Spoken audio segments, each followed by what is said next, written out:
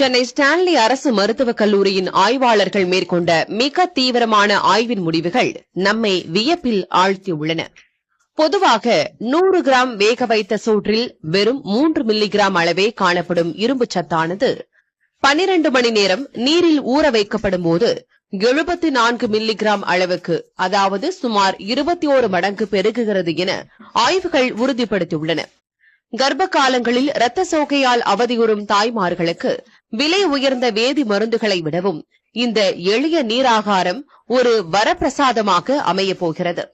நொதித்தல் எனும் இயற்கை மாற்றத்தின் மூலம் உடலுக்கு தீமை விளைவிக்கும் அமிலங்கள் சிதைக்கப்பட்டு சத்துகள் நேரடியாக உடலில் சேர்வதற்கு பழைய சோறு வழிவகுக்கிறது.